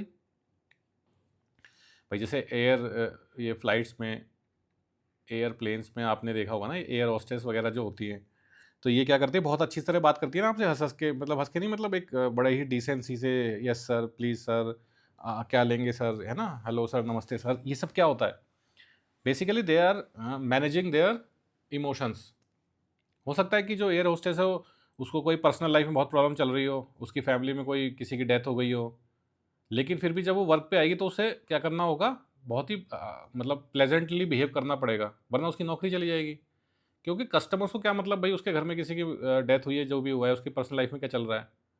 तो ये क्या है कि आपको खाली ये नहीं कि अपने फिजिकल लेबर आपको एक तरह से देनी है, आपको अपने इमोशंस भी बेचने पड़ते हैं। यही है एक तरह से इमोशनल लेबर का concept, the manage heart. She defined emotional labor as the process by which workers manage their emotions to create desired emotional experience for customers, often as part of their professional role। जैसे कोई salesman है भाई, उसको घर घर जाके चीज़ें, अपनी जो भी चीज़ बेचनी है, तो वो मतलब जब तक हंस के और मतलब सामने वाले से बहुत प्यार से बात नहीं करेगा, तो सामने वाले उसको भगा देंगे। एक वो पहली बात तो इंटरेस्टेड है ही नहीं उसका प्रोडक्ट खरीदने में। उसके बाद मतलब अगर मान लीजिए वही उसको कोई पर्सनल लाइफ में प्रॉब्लम चल रही है और उसका मूड अच्छा नहीं है, तो भी उसको हंस के ही बात करनी पड़ेगी। ठीक है ना? सेल्समैन हो गए, किसी भी तरह की जॉब हो गई, customers, basically customer relationship services वाली जितनी भी जॉब्स होती हैं, such emotion management is not voluntarily but is required by employers, especially in service industries where workers must appear cheerful, calm और empathetic regardless of their feelings। ठीक है, तो वही जैसे कस्टमर सपोर्ट हो गया, सेल्समैन, सेल्स गर्ल्स हो गई, ठीक है ना, तो इस तरह के जितने भी जॉब्स होते हैं उसमें उनको बहुत अच्छा प्लेजेंट बिहेवियर करना पड़ता है। होटल स्टाफ हो गया, जैसे आप मतलब ये नहीं कि किसी ये धर्मशाला में चले गए, मतलब एटलीस्ट 4 या 5 स्टार होटल होना चाहिए, वहाँ पे आप जाके देखिए स्टाफ का बिहेवियर कैसा होता है। मतलब उसी से तो असली पैसा वसूल तो 5 स्टार होटल्स में उन्हीं की वजह से होता है। वो आपको बिल्कुल ऐसे ट्रीट करेंगे जैसे आप कोई मतलब बहुत बड़े कोई सेलिब्रिटी हो। ठीक है ना? तो अब वो जो होटल का स्टाफ है, हो सकता है उनकी लाइफ में बहुत प्रॉब्लम चल रही हो, because they are also labour class people. उनको बहुत ज़्यादा पैसे थोड़ी मिलते हैं, और मिलते भी हो तो देखिए ह्यूमन लाइफ सबकी अपनी अलग अलग है, किसी को कुछ भी ट्रेजेडी हो सकती है किसी की लाइफ में, but they still have to behave cheerfully. बहुत ही अच्छी तरह उनको चीयरफुल, काम और मतलब हैप्पीली बिहेव करना पड़ेगा तभी, क्योंकि that is the part of their job. Over time this continuous emotional regulation leads to emotional exhaustion and a sense of inner dissonance as workers feel detach from their true emotions. ठीक है, तो एक तरह से वही है ना, बनावटी चेहरा आप कब तक पेश करो सामने। आपके दिमाग में तो इतनी उथल पुथल चल रही है, घर में मान लो वही जैसे एग्जांपल है, किसी की डेथ हो गई, या घर में कोई इकोनॉमिक प्रॉब्लम चल रही है, या और भी मतलब 10 तरह की प्रॉब्लम्स होती हैं, कुछ चल रहा है, लेकिन फिर भी आपको बहुत अच्छी तरह मतलब हंस के बात करनी पड़ती है, तो धीरे धीरे क्या होता है, आप इमोशनली एग्जॉस्ट हो जाते हैं, आप मतलब you lose your mental balance, inner dissonance, मतलब एक तरह से आंतरिक मानसिक तनाव आपके अंदर, उथल पुथल दिमाग में बहुत हो जाती है, क्योंकि आपको हमेशा you have to fake your emotions every day, fake emotions. From Marxist perspective emotional labour represent the ultimate form of commodification. ठीक है, तो मार्क्स के हिसाब से तो बिल्कुल extreme form of, ultimate form of commodification है। क्योंकि जैसे हमने लेबर में तो देखा था, आप अपनी लेबर को बेच रहे हैं, तो एटलीस्ट चलो फिजिकल लेबर बेच रहे हैं, काम तो कहीं ना कहीं करना ही पड़ रहा है, लेकिन यहाँ पे क्या है कि आपको अपने इमोशंस भी बेचने पड़ रहे हैं, जो कि हमें इंसान बनाते हैं। तो इमोशंस भी हमारे जब फेक हो जाएंगे तो हम इंसान रहेंगे ही नहीं। Where only the workers physical labour but their feelings and personality are bought and sold in the market. ठीक है, तो वही बात है, हम अपने इमोशंस को भी हमें बेचना पड़ेगा, तो सारे इमोशंस फेक हैं हमारे, अगर हम जिस भी इंडस्ट्री में काम कर रहे हैं। ठीक है, तो वही हमें मतलब डीह्यूमनाइज होते जाएंगे हम। तो फिर चार्ल्स हैंडी का इसके बाद कंसेप्ट है पोर्टफोलियो वर्कर्स का। पोर्टफोलियो वर्कर्स क्या होते हैं? इन इस बुक द एम्प्टी रेनकोट 1994 में लिखी गई थी। Charles Handy introduce the concept of portfolio workers to describe the rise of flexible labour in the modern economy. ठीक है, तो पोर्टफोलियो वर्कर्स क्या हुआ? फ्लेक्सिबल लेबर, मतलब जैसे फ्रीलांसर्स होते हैं ना, मतलब पर्टिकुलरली किसी एक कंपनी में काम नहीं करते कि भाई 9 to 5 मैं इस वाले ऑफिस में जाता हूँ। वो क्या है, अलग अलग जैसे गिग इकोनॉमी होती है, अलग अलग काम ले लेते हैं, किसी से कुछ काम ले लिया, किसी से कुछ काम ले लिया, कभी कुछ कर लिया, कभी कुछ कर लिया, और बहुत तरह के हो सकता है, 2-3 तरह के काम भी करते हो, फ्लेक्सिबल होते हैं वो। He argued that workers in contemporary labor markets must build a portfolio of diverse skills, allowing them to make multiple short-term roles across different sectors। ठीक है, तो इनका ये कहना है कि भाई आजकल जैसे 90s में लिखे गए थे, लेकिन आजकल वही मॉडर्न बेसिकली तो है क्या, मॉडर्न सोसाइटी है, मॉडर्न हमारी मॉडर्न कैपिटलिस्ट सोसाइटी के लिए है कि बड़ा ही यहाँ पे क्या चलता है, रिसेशन वगैरह बहुत रहता है। तो आपकी जॉब जॉब चाहे कितनी भी बड़ी कंपनी में, कितने ही आप अपने आप को स्किल माने, तो कभी भी जॉब की मतलब इनसिक्योरिटी तो बनी रहती है। तो इसलिए इन्होंने कहा कि मतलब हर वर्कर को मतलब एक पोर्टफोलियो ऑफ डाइवर्स स्किल्स होना चाहिए, मतलब 2-3 तरह के अलग-अलग डिफरेंट स्किल्स आपके अंदर होने चाहिए, जिससे कि एक स्किल की डिमांड खत्म हो गई तो आपके पास 2-3 स्किल और हों, जिससे कि आपको पैसा मिल जाए। ठीक है? और अलग-अलग एम्प्लॉयर्स के यहाँ काम करें कि जिससे किसी एक ने निकाल दिया तो एटलीस्ट दूसरी जगह से आपको पैसा मिल रहा है। This model offers advantages such as flexibility, autonomy, and the opportunity to work on varied projects which can be personally and professionally enriching। ठीक है, तो एक तो फ्लेक्सिबिलिटी एक तो बढ़ जाती है, आप भाई अपनी मर्जी के मालिक हैं, फ्रीलांसर हैं, कभी इसके यहाँ काम किया, कभी इसके यहाँ काम किया, थोड़ा सेविंग अच्छी हो गई तो महीना 2 महीना आराम कर लिया, यार थोड़ा अभी काम नहीं करते हैं। ऑटोनोमी फुल है, कोई आपके ऊपर आपका बॉस नहीं है, जब मर्जी अपना काम करते हैं, बहुत तरह के अलग अलग प्रोजेक्ट्स पे काम कर सकते हैं। ठीक है, तो इससे आपकी प्रोफेशनली बहुत ज़्यादा आपको एक तरह से एक्सपोजर आपको मिलता है। However it comes with significant drawbacks including lack of job security. ठीक है, तो ये भी कोई ऐसी बात नहीं कि हमेशा आपको काम मिल ही जाएगा, भाई रिसेशन आएगा तो आप सोच रहे हैं कि मैंने अलग अलग स्किल्स ले लिया और 2-3 जगह मैं अलग अलग काम ले लूँगा, तो जॉब सिक्योरिटी ज़्यादा कहाँ पे है कि एटलीस्ट आपका एक परमानेंट फिक्स जॉब तो है। यहाँ पे तो वो आपको जो फ्रीलांसिंग की जॉब मिलते थे वो भी मिलने बंद हो जाएंगे अगर रिसेशन आ गया या इकोनॉमी ख़राब हो गई। रेगुलर इनकम कि कभी वो प्रोजेक्ट्स मिले कभी नहीं मिले, फिर क्या करेंगे आप? और हायर एंड फायर कल्चर कि आप भाई उनको आपका काम पसंद नहीं आया तो अगला प्रोजेक्ट वो आपको देंगे नहीं, तो हायर कर दिया, फायर कर दिया।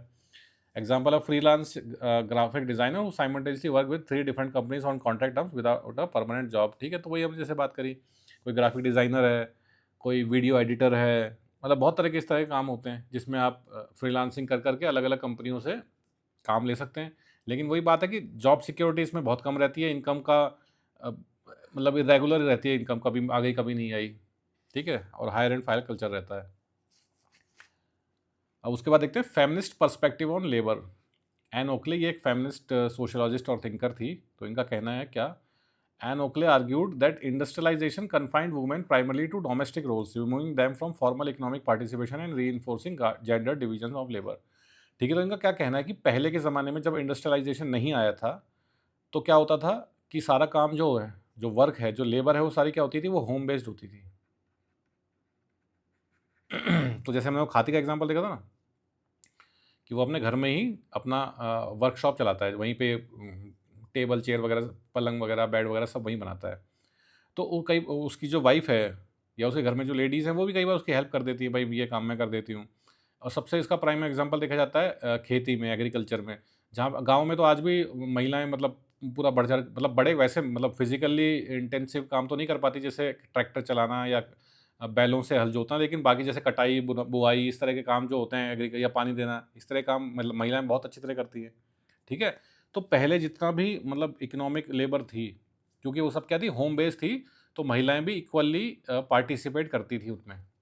लेकिन जब से इंडस्ट्रीज आई तो क्या हुआ भाई, ट्रेडिशनल सोसाइटीज़ में क्या होता है कि सिर्फ मर्द ही या जो मेल्स हैं वही बाहर जाते हैं और फीमेल्स घर पे रहती हैं। तो मेल्स ही फैक्ट्रियों में जाने लगे, इंडस्ट्रीज़ में जाने लगे काम करने के लिए, महिलाएं घर पे रह गई। ठीक है, तो एक तरह से उनको उनका एक तरह से जो उनका मतलब लेबर है, जॉब है, वो ख़त्म हो गया। Removing them from formal economic participation, वो इकोनॉमिक पार्टिसिपेशन में मतलब इकोनॉमिक प्रोसेस में पार्टिसिपेट कर ही नहीं पाई। The separation of public workplace and private home, वही ना, पहले ये दोनों वर्क प्लेस और होम एक ही होता था, अब ये सेपरेट हो गया, अलग अलग हो गया। Rendered women's labour within the household invisible and undervalue. ठीक है, तो वुमेन की लेबर क्या रह गई? भाई घर का काम, भाई घर को साफ सुथरा रखना, खाना बनाना, बच्चों को देखना। ठीक है, तो बाकी फ्री टाइम में जैसे पहले महिलाएं जो है हस्बैंड का या खेती हो रही है जैसे, या वही जो कोई और जैसे उनका हस्बैंड कोई खाती है, या कोई कुम्हार है जो गढ़े बना रहा है, कोई इस तरह काम, उसमें वो भी हेल्प करती थी। लेकिन अब सिर्फ वो सब खत्म हो गया, क्योंकि सब जो मेल्स हैं वो जाते हैं फैक्ट्रीज में काम करने के लिए। तो फीमेल्स सिर्फ वो अपना घर को साफ सुथरा रखना, बच्चे पैदा मतलब बच्चों को खाना वाना खिलाना, वो सब उन्हीं कामों पे उनका वो रह गया। In recent decades, women's participation in the paid workforce has steadily increased with more women entering diverse occupation sectors। ठीक है, तो ये तो अपने इंडिया में भी देखा है कि वुमेन पार्टिसिपेशन हमारी वर्कफोर्स में काफ़ी बढ़ रहा है।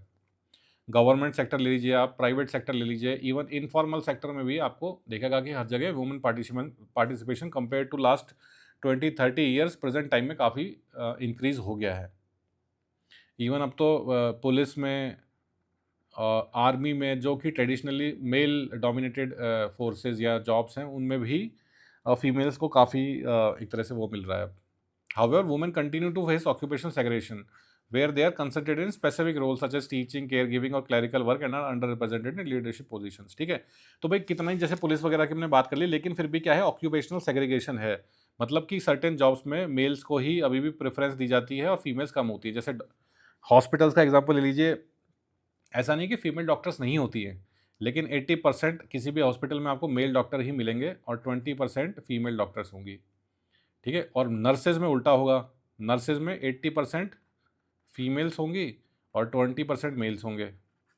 ठीक है, तो इसलिए सर्टेन जॉब्स जो है वो आज भी फीमेल्स की ही मानी जाती हैं। जैसे टीचिंग स्कूल्स में वही है कि 80% जो टीचर्स होंगे वो फीमेल ही मिलेंगे आपको, और 20% टीचर्स जो होंगे वो मेल मिलेंगे। किसी भी स्कूल में देख लीजिए, मतलब ऐसा तो नहीं है कि वो मतलब वैसे वाले स्कूल हों, कोएड स्कूल में ही, वरना तो भाई जैसे कोई लड़कियों का स्कूल है तो उसमें तो फीमेल टीचर्स ही होंगी। Gendered pay gaps persist with women often earning less than man for comparative work due to structural inequalities and discriminatory practices. ठीक है, तो ये आज भी है, मतलब कि बेसिकली तो इनफॉर्मल सेक्टर की ही बात हो रही है। फॉर्मल सेक्टर में तो किसी भी तरह का कोई भेदभाव नहीं होता। जैसे कोई गवर्नमेंट की कोई जॉब है, मान लीजिए बैंक क्लर्क की कोई जॉब है, तो वुमेन हो चाहे मतलब मेल हो चाहे फीमेल, दोनों को सेम सैलरी मिलेगी। लेकिन इनफॉर्मल सेक्टर में वुमेन को थोड़ा कम पैसा दिया जाता है, बिकॉज कि ऐसा समझा जाता है कि women are physically weak then their male counterparts, so उनकी एफिशिएंसी या उनकी प्रोडक्टिविटी कम है, तो they should get less money, इसलिए ऐसा किया जाता है। Decline of trade unions and bargaining power, जैसे हमने पहले अब बात की थी ना, ट्रेड यूनियंस होती थी पहले। ट्रेड यूनियंस क्या करती थी? ट्रेड यूनियंस क्या करती, सारे मजदूरों को इकट्ठा करती थी और मजदूर इकट्ठा होकर करते थे स्ट्राइक, हड़ताल। और हड़ताल के बाद क्या बोलते थे, हमारी मांगे पूरी करो। तो इससे क्या होता था, मजदूरों को मिलती थी बार्गेनिंग पावर। तो ऐसा नहीं था कि उनका एक्सप्लॉइटेशन ही हुआ जा रहा है by management and the owners of the factory या इंडस्ट्री। तो इकट्ठा वो ना, संगठन में शक्ति है। तो यूनियन क्या करती थी, सारे मजदूरों को संगठित कर देती थी और फिर वो अपनी मांगे मनवा लेते थे। लेकिन with decline of traditional factory based employment and the rise of informal service sector jobs, the rate of organisation है सिग्निफिकेंटली डिक्रीज। ठीक है, तो ट्रेडिशनल फैक्ट्री बेस्ड एम्प्लॉयमेंट क्या होता था, वो फॉर्मल जॉब ही होता था, एक तरह का फॉर्मल एम्प्लॉयमेंट होता था, जहाँ पे रिटर्न एग्रीमेंट्स होते थे आपकी, मतलब हर जो वर्कर है वो परमानेंट होता था और वहाँ पे उनको यूनियन फॉर्म करने का भी अधिकार था। लेकिन अब क्या हो गया, with increasing population labour became very cheap, मतलब इतने सारे अनस्किल्ड लोग हो गए कि लेबर बहुत चीप हो गई।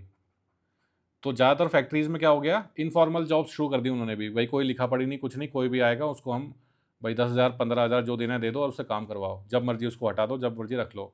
और यूनियन भी इसलिए बन नहीं पाती, भाई जब परमानेंट लेबर्स या मजदूर है ही नहीं तो यूनियन कैसे बनेगी। दूसरा फिर सर्विस सेक्टर जॉब्स आ गए, जैसे बैंक्स हो गए, आईटी कंपनीज हो गई, कॉल सेंटर्स हो गए। ठीक है, इस तरह के जितने भी जॉब्स हैं इनको सर्विस सेक्टर बोलते हैं। तो इनमें तो यूनियन वैसे ही नहीं होती है। तो जब यूनियन नहीं रहेगी तो मजदूरों के पास या जो भी वर्कर्स हैं उनके पास संगठित नहीं होंगे, तो कोई भी बार्गेनिंग पावर नहीं रहेगी, वो अपनी मांगे नहीं मनवा पाएंगे। मांगे मनवाना तो दूर है, वो मांगे रख भी नहीं पाएंगे। Factors such as global competition, the rise of contractual and gig based employment and the liberalization of labor laws have collectively weakened the bargaining power of workers। ठीक है, तो किस तरह के फैक्टर, जैसे ग्लोबल कंपटीशन, भाई अब ग्लोबल कंपटीशन से क्या होता है कि हर सरकार या हर देश चाहता है कि बाहर की बड़ी कंपनियां उनके पास आएँ।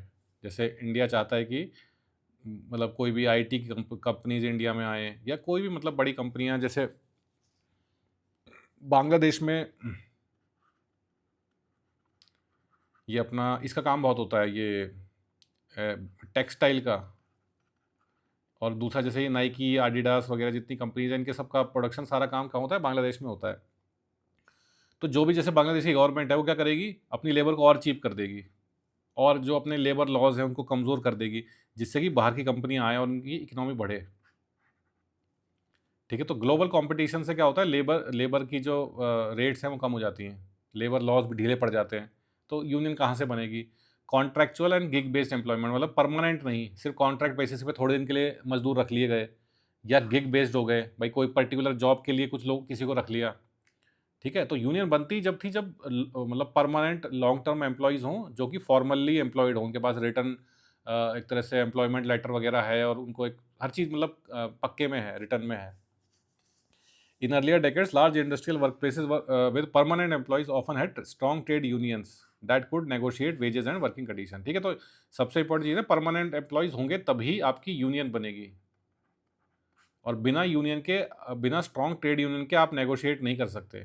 तो अब वो ऐसा ही होता है, अब एक्सप्लॉइटेशन बढ़ गया है, क्योंकि जब मजदूर संगठित हो ही नहीं पाएंगे यूनियन ना होने की वजह से, तो फिर मैनेजमेंट जैसा चाहेगा वैसा बिहेवियर करेगा उनके साथ, उनकी सैलरी भी कम देगा, उनकी वर्किंग कंडीशंस भी खराब रहेंगी। ठीक है, example, in the 1980s a factory might employ 1000 permanent unionised workers with a collective bargaining rights, whereas in 2020 platform based gig workers such as food delivery जैसे cab drivers typically work without any union representation और job security. ठीक है, तो जैसे 80s even 90s तक, जैसे अगर 1000 workers चाहिए, मजदूर चाहिए फैक्ट्री में, तो वो सारे परमानेंट होते थे, उनकी सैलरी वगैरह सब फिक्स होती थी, रिटर्न उनका एम्प्लॉयमेंट लेटर होता था, उनको निकाल दिया जाए तो वो कोर्ट में भी जा सकते हैं।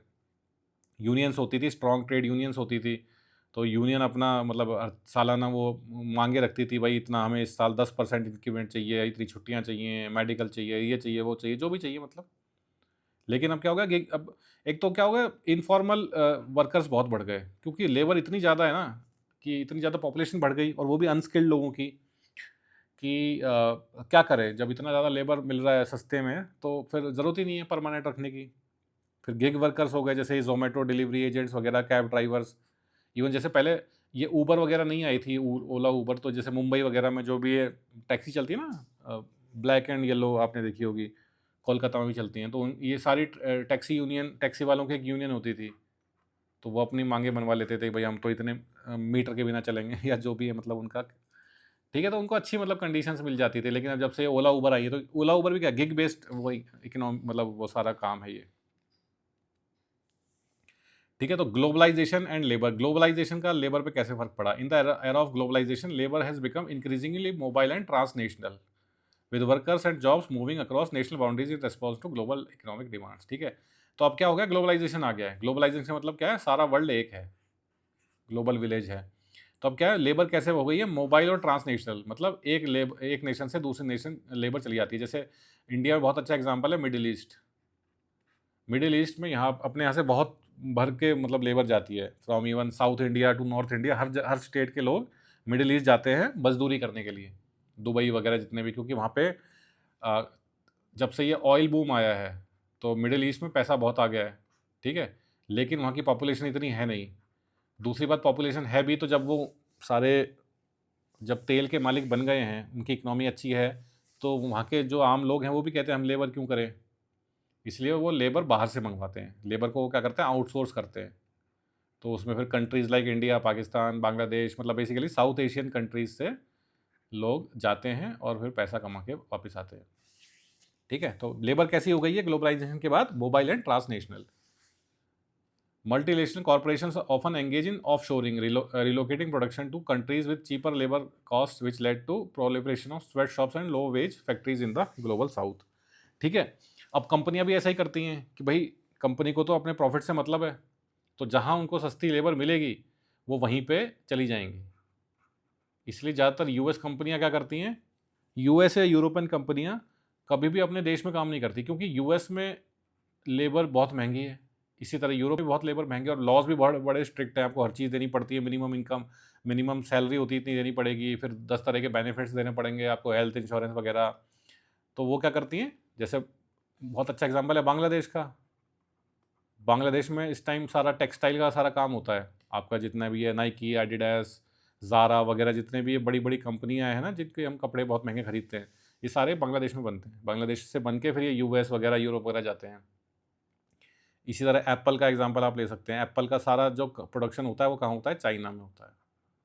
जितने भी आप आईफोन, मैकबुक ये सब खरीदते हैं, सब में आप देखिए मेड इन चाइना लिखा आएगा आपको। ऐसा क्यों करा जाता है, क्योंकि चाइना में लेबर क्या है, सस्ती है। लेबर सस्ती क्यों है, क्योंकि चाइनीज़ गवर्नमेंट चाहती है कि उनकी इकोनॉमी बढ़े, वहाँ पे जितना हो सके मैन्युफैक्चरिंग का काम हो। तो इसलिए उन्होंने क्या किया है, अपने लेबर लॉज को ढीला कर दिया और जो वेजेस हैं उनको भी कम कर दिया, वर्किंग आवर्स हैं उनको बढ़ा दिया।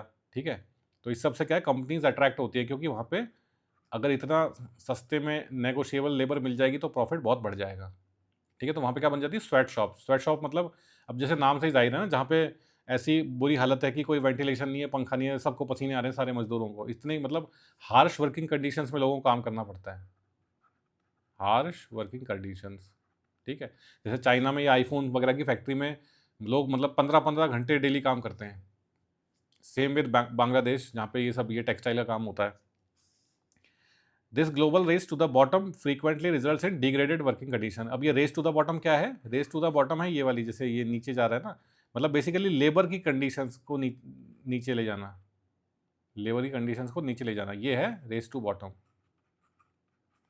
क्यों, टू अट्रैक्ट मैक्सिमम कंपनीज, कि जितनी ज़्यादा कंपनीज आएंगी तो हमारा भाई देश को तो ये फ़ायदा होगा कि भाई उसकी देश की इकोनॉमी बढ़ेगी, ज़्यादा कंपनी आ रही हैं, कंपनी का प्रॉफिट बढ़ेगा, तो इसलिए रेस टू बॉटम चल रही है।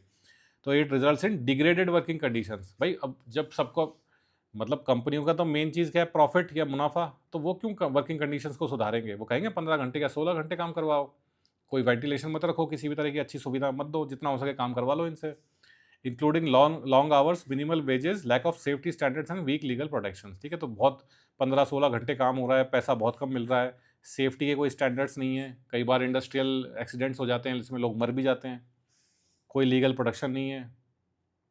Example, garment factories in Bangladesh, iPhone assembly in China, known for exploitative conditions where workers endure extended shifts, poor safety and little bargaining power। ठीक है, तो ये ग्लोबलाइजेशन के इफेक्ट्स हैं ऑन लेबर। ठीक है, तो इस वीडियो में इतना ही। इसमें हमने देखा था कि लेबर एंड सोसाइटी का क्या रिलेशन है, किस तरह से लेबर सोसाइटी को शेप करता है, या ह्यूमन लेबर किस तरह चेंज हुआ है with change in society, from primitive societies to modern industrial capitalist society. ठीक है, तो ये जितना भी मतलब इसमें था, मतलब कुछ बहुत ज़्यादा कुछ था नहीं इसमें कवर करने के लिए, लेकिन जितना था हमने बहुत ही अच्छी तरह एक्सटेंसिवली स्लाइड में इस वीडियो में कवर कर लिया है। ठीक है, तो इस वीडियो में इतना ही। थैंक्स।